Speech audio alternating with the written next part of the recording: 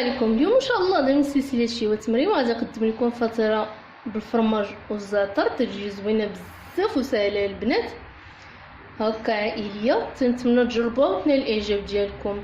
ودابا ندوزو طريقه التحضير والمقادير. نحتاجو في مقادير العجين 300 غرام تاع الدقيق الفورس، غادي نحتاج نص كاس تاع الزيت، 2 معالق كبار تاع الحليب غبره، غادي نحتاج معلقه صغيره تاع الخميره الكيماويه، وغادي نحتاج لواحد المعلقه تاع الخميره معجونه، عندي الملحه، معلقه كبيره تاع الخل والماء الدافئ باش غادي نجمعوا العجين. ندوزو دابا للطريقه. غادي نضيفوا الحليب غبره على الدقيق، غادي نزيد الزيت، غادي نزيد الخميره، غادي نزيد الخميره الكيماويه كي قلت لكم معلقه صغيره، انا هذه راه حلها وقسمها على 2 هزه منها. غادي نزيد هاد المعلقه كبيره تاع الخل صافي، وغادي نضيف الملحه، وغادي نجمع العجين بالماء دافي.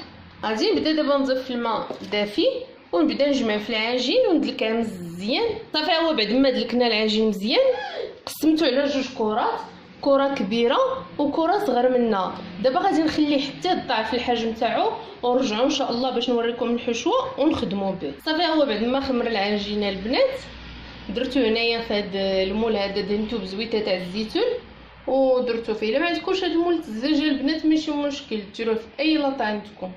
عندي هنايا الفرماج حمر مقطع هكا مكعبات في الحشوه، عندي علبه تاع 6 مصفيه من الزيت، عندي هنا الفرماج الموتزاريلا محكوك، عندي 2 معالق تاع الزبده يكونوا كبار، انا درت زبده بلديه، عندي هنا الفرماج الساندويتش، عندي هنا 3 ضروس الثومه محكوكين، شويه تاع المعدنوس هكا مقطع رقيق، والزعتر باش غادي نحكوه من فوق الفرماج والحشوه.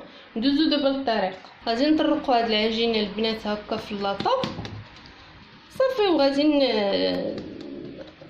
نطرقوا هنا ونرجعوا ان شاء الله باش نكمل. صافي هو بعد ما طرقت العجينه البنات دابا غادي نجيب هنايا واحد زليفه ولا شي حاجه، غادي نخلط فيها هاد 2 معالق كبار تاع الزبده، غادي نزيد عليهم الثومه، وغادي نزيد عليهم هاد القزبور المعدنوس مقطع رقيق صافي، وغادي نخلط هاد العناصر هادي حتى تنسجم مع بعضياتها. غادي ناخذ دابا هاد الزبده والمعدنوس والثومه صافي، وغادي نعمروا الفطيره كامله بهذا الخليط هذا. صافي هو البنات بعد ما وزعت المعدنوس دابا غادي نوزع الثوم بنفس الطريقه. دابا غادي نوزع الفرماج احمر، دابا غادي نرش الموتزاريلا هكا من الفوق.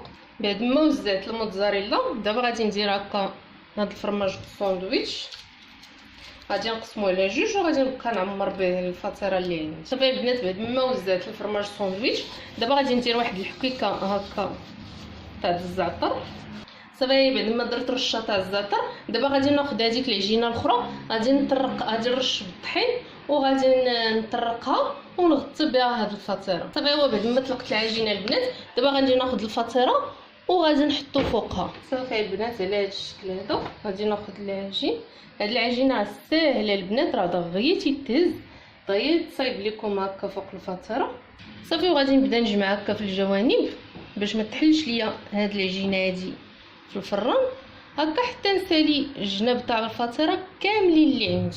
صافي بعد ما جمعتها البنات كامله من الجناب دابا غادي نتكها هكا يعني واحد شويه صافي، وغادي ناخذ شويه تاع الزبده غادي ندهنها به، وغادي ندهنها بشويه تاع الحليب. انا عندي الحليب غبره تنديرو مع الماء تعطي واحد اللون البنات زوين، ما بغيتش فيها هذاك اللون البريون تاع البيض داكشي باش غادي ندير لها انا غير الحليب غبره والزبده. صافي غير هكا البناتي واحد شويه تاع الزبده هكا بوماض وغادي ندهنها كامله وندهن ليها الجوانب. صافي هو بعد ما درت الحليب غبره في شويه تاع الماء تيجي على هذا الشكل هذا، شفتوا البنات تنخليه عاقد شويه ماشي جاري. صافي غادي ندهن فوق هذيك الزبده اللي درت. صافي غادي ندخلها للفران البنات اللي مشعل من قبل من التحت، غادي نخليها حتى طيب وتحمر من التحت ونشعل عليها من الفوق واحد شويه تحمر تاخذ ليا داك اللويل اللي بغيت، ونخرجها ونتلاقاو ان شاء الله مع الشكل النهائي. هو الشكل النهائي تاع الفطيره البنات بعد ما تخرج من الفران تجي على هذا الشكل هذا. كي قلت لكم تنشعلوا عليها من التحت حتى تطيب وتتحمر، عاد تنشعلوا من الفوق تاخذ هذا اللوين هذا صافي وتنخرجوها. تنتمنى تجربوا البنات هاد الفطيره، تجي زوينه بزاف. ومبقى نقول لكم بالصحه والراحه.